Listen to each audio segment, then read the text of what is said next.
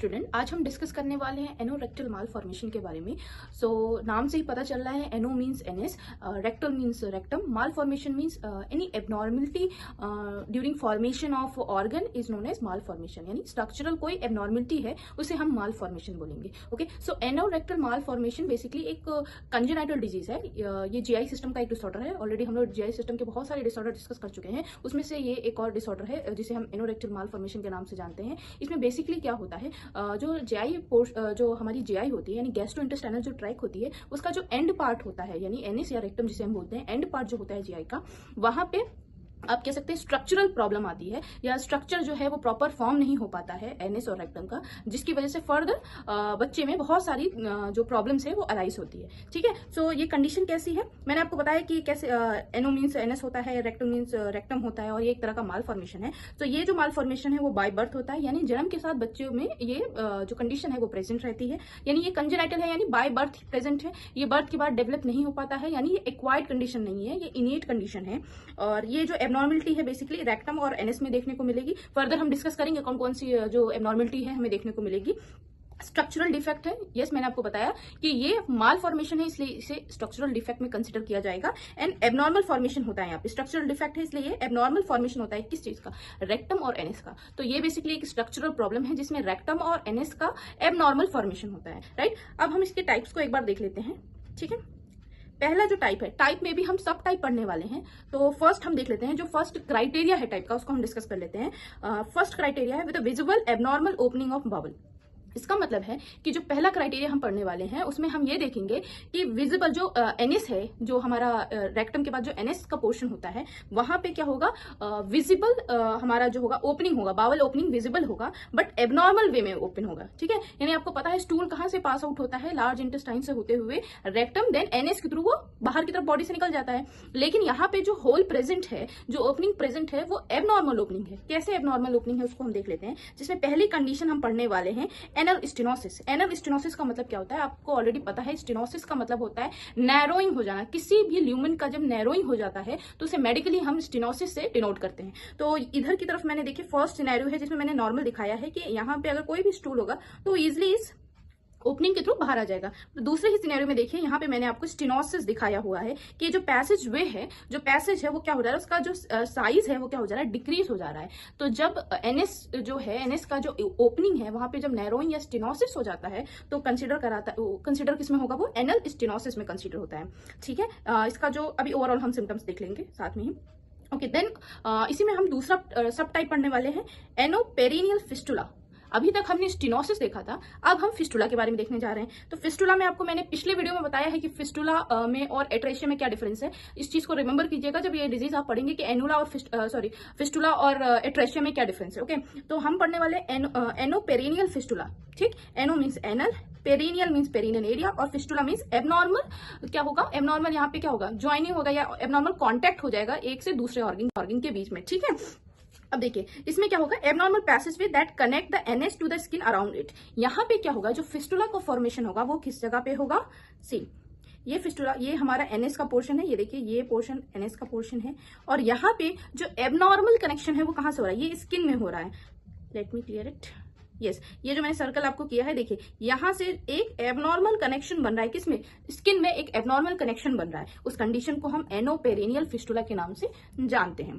ठीक है, सिम्टम्स हम डिस्कस कर लेते हैं। यस, हमने पहले वाले का सिम्टम डिस्कस नहीं किया था, इसको भी देख लेते हैं। एनल स्टेनोसिस का सिम्टम्स क्या होगा, पेन होगा, वाइल डेफिकेशन पेन हो सकता है पेशेंट को। क्यों, क्योंकि पैसेज में क्या है, नैरो है, इसलिए पेन हो सकता है। कॉन्स्टिपेशन हो सकता है क्योंकि कुछ पोर्शन स्टूल का क्या हो जाए, जो हमारा जो पैसेज वे है वहां पे रिटेन हो जाए। क्यों, क्योंकि पैसेज नैरो है, दैट्स व्हाई। रेक्टल ब्लीड भी हो सकता है, प्रेशर अगर अराइज होगा तो वहां की जो ब्लड वेसल्स हैं वो रप्चर हो जाएंगे, इस वजह से ब्लीड भी हो सकता है। इनकम्प्लीट इवैक्यूएशन भी पेशेंट को फील होगा। क्यों, क्योंकि पैसेज वे नैरो है, तो प्रॉपरली जो इवैक्यूएशन है वेस्ट प्रोडक्ट का वो नहीं हो पाएगा। राइट, देन एनोपेरिनियल फिस्टुला का हम सिम्टम देख लेते हैं। एनल पेन होगा, बिल्कुल पेन होगा क्योंकि फिस्टुला बन चुका है। पस हो सकता है इन्फेक्शन की वजह से, फीवर भी इन्फेक्शन की वजह से हो सकता है। डिफिकल्टी होल्डिंग स्टूल को होल्ड करने में डिफिकल्टी होगी। क्यों, क्योंकि जो स्पिंचेस प्रेजेंट होते हैं वो हमारे एनएस में प्रेजेंट होंगे, बट स्किन में और फिस्टुला में तो नहीं प्रेजेंट होंगे ना, इसलिए स्टूल वहां से हो सकता है प्रोट्यूट हो जाए बाहर की तरफ। ठीक है, और पेरिनियल एप्सिस भी हो सकता है, जो पेरिनियल का एरिया है वहां पे एप्सिस हो सकता है। क्यों, क्योंकि यहाँ पे इन्फेक्शन है, इस वजह से यहाँ पे पेरिनियल एब्सेस हो सकता है, ठीक है। देन थर्ड हमारा इसमें टाइप है एनोवेस्टिबुलर फिस्टुला इन फीमेल। ये जो कंडीशन है वो सिर्फ और सिर्फ फीमेल में होगी। इस कंडीशन में क्या होगा, क्या लिखा है, एनोवेस्टिबुलर यानी एनएस और वेस्टिब्यूल के बीच में क्या हो रहा है, फिस्टुला का फॉर्मेशन हो रहा है। आई होप आपको पता होगा कि फिस्टुला किसे कहते हैं। अगर नहीं पता है तो प्लीज एक बार फीमेल जेनाइटल जो ऑर्गन है उसके बारे में पढ़ लीजिए, तभी आपको ये कंडीशन समझ में आएगी।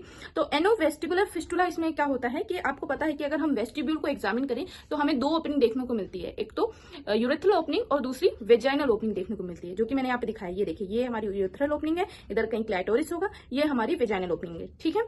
और ये हमारा एनल वे, पैसेज वे है जहां से स्टूल पास होता है। ये तो होगी नॉर्मल की बात, लेकिन हमने पढ़ना है एनोवेस्टिबुलर फिस्टुला, यानी यहाँ पे कहीं ना कहीं फिस्टुला का फॉर्मेशन हो रहा है। तो दूसरे सिनेरियो में देखिए, यहाँ पे क्या होगा, ये जो एनएस है, ये जो रेक्टम और एनएस का पार्ट है, वो वहां से एक एबनॉर्मल कनेक्शन बन रहा है वेस्टिब्यूल में। ये देख पा रहे होंगे आप कि ये एबनॉर्मल कनेक्शन बन रहा है वेस्टिब्यूल में। ये तो पहले हमारा यूरेथ्रल ओपनिंग था, ये वेजाइनल ओपनिंग था, और ये अब क्या हो गया है, एक अलग से वेस्टिब्यूल अलग से कनेक्शन का फॉर्मेशन हो जा रहा है। उस कंडीशन को हम बोलेंगे एनोवेस्टिबुलर फिस्टुला। ये मेनली फीमेल में होता है, राइट, क्योंकि वेस्टिब्यूल भी फीमेल में होता है। इसके अगर सिम्टम्स की बात करें तो यूटीआई हो सकता है, अगर स्टूल का कंटेंट किसी भी तरीके से अगर यूरेथ्रल मेटस में इंट्रोड्यूस हो गया तो उस कंडीशन में हो सकता है। उसी की वजह से fever, pain, difficulty in controlling bowel movement में भी प्रॉब्लम आएगी पेशेंट को। क्यों? क्योंकि ऑलरेडी मैंने बताया फिस्टुला में कोई स्पिंचर नहीं होता है, इस वजह से पेशेंट को पेन भी होगा, प्लस डिस्कम्फर्ट होगा सिटिंग में, बैठने में, कोई बॉडी एक्टिविटी परफॉर्म करने में उसको डिस्कम्फर्ट भी होगा, और ब्लीड भी हो सकता है इस कंडीशन में, और बाउल जो मूवमेंट है उसको कंट्रोल करने में भी प्रॉब्लम आएगी, ठीक है। नाउ पढ़ लेते हैं with an invisible abnormal opening of bowel. यहाँ पे इनविजिबल ओपनिंग तो प्रेजेंट होगी, बट इनविजिबल यहाँ पे एबनॉर्मल ओपनिंग होगी, ठीक है। इससे पहले हम क्या कर रहे थे, विजिबल एबनॉर्मल ओपनिंग के बारे में डिस्कस कर रहे थे। यहाँ पे हम इनविजिबल एबनॉर्मल ओपनिंग के बारे में डिस्कस करेंगे, ओके। सो ये डायग्राम देख लीजिए आप, ये थोड़ा ट्रिकी लग सकता है, बट अगर ध्यान से देखेंगे तो इजीली आपको समझ में आने वाला है, ठीक। ये देखिए मैंने डिनोट किया है रेक्टम, आपको रेक्टम समझ में आ रहा होगा, ये वाला पोर्शन रेक्टम है। Let me select other pen, okay, ये वाला पोर्शन रेक्टम है, ठीक है। उसके बाद ये देख लीजिए आप, यूट्रस है, ये ब्लैडर है। इतना आपको समझ में आ गया। ये इधर वेस्टिब्यूल मैंने दिखाने की कोशिश की, ये यूरेथ्रल ओपनिंग, और यहाँ से हम वेजाइनल ओपनिंग यहाँ पे मैंने शो किया हुआ है, ठीक है। पहली कंडीशन अगर देखें हम, किसके अंडर हम देख रहे हैं, with an invisible abnormal opening of bowel. Abnormal opening of bowel में हम देख रहे हैं, इनविजिबल एबनॉर्मल जो ओपनिंग है उसके अंदर हम देख रहे हैं। तो सबसे पहला कंडीशन रेक्टो वेजाइनल फिस्टुला, ठीक है। Recto vaginal fistula, recto vaginal fistula मतलब रेक्टम और जो वेजाइना है उसके बीच में फिस्टुला का फॉर्मेशन हो रहा है। फिस्टुला ऑलरेडी मैंने आपको बताया कि फिस्टुला क्या होता है, एक एबनॉर्मल कनेक्शन होता है किसी भी दो ऑर्गन के बीच में, ठीक है। तो पहला देखिए, ये जो रेक्टम है, ये रेक्टम, और ये जो वेजाइना वाला पोर्शन है, भाई ये यूट्रस है, ये सर्विक्स है, ये वेजाइना वाला पोर्शन है, ये आपको दिख रहा है, ये पोर्शन, इसके बीच में एबनॉर्मल कनेक्शन बनेगा, ठीक। तो उस कंडीशन को हम बोलते हैं रेक्टो वेजाइनल फिस्टुला। ये किसमें देखने को मिलेगा, ये फीमेल्स में ही देखने को मिलेगा, ठीक है। ये क्लियर हो गया, मैं इसे करेक्ट कर देती हूँ थोड़ा सा, ओके। देन सेकेंड कंडीशन क्या है, recto urethral fistula. Recto urethral fistula सिर्फ मेल में देखने को मिलेगा। मैंने यहाँ पे डायग्राम में फीमेल का डायग्राम बनाया हुआ है, बट आपको ये ध्यान रखना है कि फीमेल में ये यूट्रस और आपका ये वेजाइना नहीं होगा। तो जो यूरेथ्रा है मेल में, वो नियर बाय होगा, किससे, रेक्टम से नियर बाय होगा। ये हमारा क्या है, यूरेथ्रा है, और यहाँ पे कहीं पे रेक्टम है, तो नियर बाय हुआ ना। फीमेल में क्या हो रहा था, बीच में वेजाइना आ जा रही थी, यहाँ पे वेजाइना नहीं है, तो डायरेक्टली क्या हो रहा है, रेक्टो यूरेथ्रल फिस्टुला फॉर्मेशन हो रहा है, किसमें, मेल में हो रहा है, ठीक है। ये हो गया सेकंड सिनेरियो। थर्ड टाइप, इसमें सब टाइप क्या है, recto vesicular fistula. Recto vesicular fistula both sex में होगा, मेल फीमेल दोनों होगा। इसमें क्या होगा, डायरेक्टली क्या होगा, जो ब्लैडर है, यूरिनरी ब्लैडर है, उसमें फिस्टुला का फॉर्मेशन हो जाएगा, ठीक है। होप ये आपको क्लियर हो गया होगा। दोबारा से एक बार फिर सुन लीजिएगा, इजी है, आप अगर अच्छे से कॉन्सेंट्रेट होकर सुनेंगे तो आपको अच्छे से समझ में आएगा। देन थर्ड जो टाइप है उसका नाम है नो मैनिफेस्टेटेड ओपनिंग ऑफ बाउल। यहाँ पे कोई ओपनिंग नहीं प्रेजेंट होगी, ठीक है, जिसमें रेक्टल एट्रेशिया है। एट्रेशिया मैं आपको बहुत बार पिछली वीडियो में बता चुकी हूँ कि एट्रेशिया क्या होता है, और एनल एट्रेशिया है।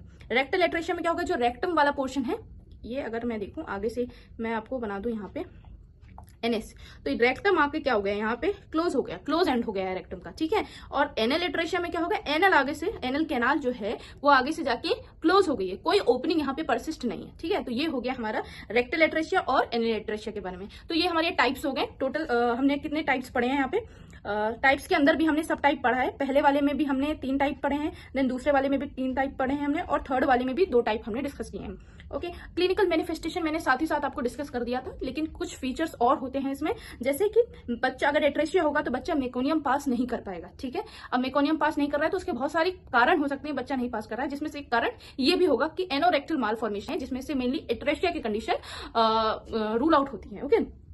या फिर ग्रीन टेंटेड यूरिन अगर देखने को मिल रहा है, ग्रीन टेंटेड यूरिन मतलब ग्रीनिश यूरिन बच्चा पास कर रहा है, यानी उसमें मेकोनियम कहीं ना कहीं से क्या कहते हैं, मेकोनियम का इफेक्ट है, या फिर मेकोनियम कहीं ना कहीं से पास ऑन हो रहा है। तो पास ऑन कैसे होगा? फिस्टुला के थ्रू, एक एबनॉर्मल कनेक्शन के थ्रू। तो अगर फिस्टुला की कंडीशन है तो उसमें बच्चे का जो यूरिन होगा वो कैसा होगा? ग्रीनिश टेंटेड होगा, ठीक है। मतलब ग्रीनिश टेंट में बच्चा यूरिन पास करेगा, ठीक है। डायग्नोसिस की बात करें तो डायग्नोसिस को रूल आउट कैसे करेंगे? अब ग्रीनिश यूरिन है यानी फिस्टुला, हमें वैसे क्लियर हो जाएगा कि बच्चे को ग्रीनिश यूरिन है यानी मेकोनियम कहीं ना कहीं बच्चा जो मेकोनियम है वो कहीं ना कहीं इंट्रोड्यूस हो रहा है अदर ऑर्गन में, ठीक है, मोस्टली ब्लैडर में या यूरिनरी पैसेज में, या फिर आप कह सकते हो कि जो स्टूल है वो पास हो रहा है कहां से, जो भी एबनॉर्मल ओपनिंग बाहर की तरफ हमें विजिबल एबनॉर्मल ओपनिंग है वो दिखाई दे रही है। फिजिकल एग्जामिनेशन जो जितने भी हमारे ये फिजिकल एग्जामिनेशन होता है जिसमें हम जेनाइटल का एग्जामिनेशन करेंगे तो उससे हम जो विजिबल ओपनिंग है उससे भी हम रूल आउट कर सकते हैं, ठीक है।